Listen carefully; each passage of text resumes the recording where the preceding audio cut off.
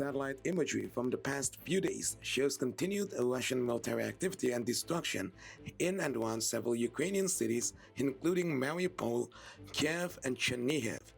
The images from Maxar Technologies also showed widespread damage to residential buildings, industrial areas, and infrastructure across Ukraine.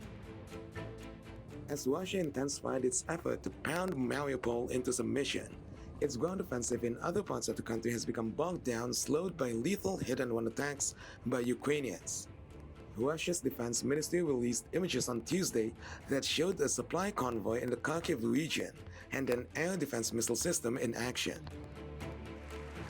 During a video call from Kyiv at the Italian parliament on Tuesday, Ukrainian President Volodymyr Zelensky asked for more pressure and sanctions from the West on Russia. Але все ж вторгнення не зупиняється вже 27 днів.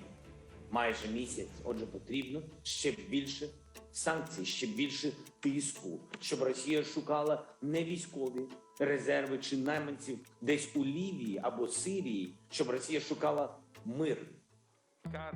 Italian Prime Minister Mario Draghi showed support for Zelensky's efforts. Draghi praised the heroic resistance of the Ukrainian people at the besieged cities of Mariupol, Kharkiv and Odessa. Meanwhile, in Poland, the flow of women and children fleeing Ukraine continued at the Przemysl train station near the border of two countries. The number of arrivals has dropped from last week. Бояться їхати. Ми оце дуже ризикнули, поїхали, я з дочкою перед цей. А вони бояться, дочка старша з внуком, вона боїться їхати. Як вона з ним? Йому 4 годика, внуку, їй страшно їхати теж. І там страшно, і сюди страшно. Дуже щось все не знаємо, куди і що. Приїхали, і дуже так. A well-established system is now in place to help new arrivals, providing them with immediate assistance and helping arranging their onward passage to other parts of Poland and further into Europe. Despite the drop in the number of arrivals, Poland and the European Union need to prepare for the long term.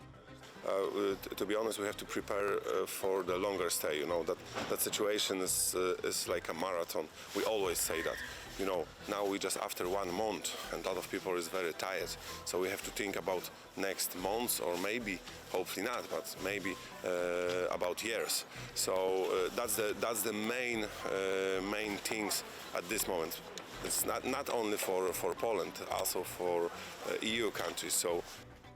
The UN Refugee Agency said more than 3.5 million people have fled Ukraine since Russia's invasion, passing another milestone in an exodus that has led to Europe's worst refugee crisis since World War II.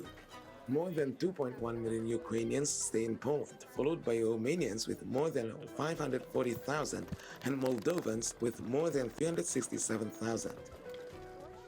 The International Organization for Migration estimated that nearly 6.5 million people are internally displaced within Ukraine, suggesting that some, if not most of them, might flee abroad if the war continues.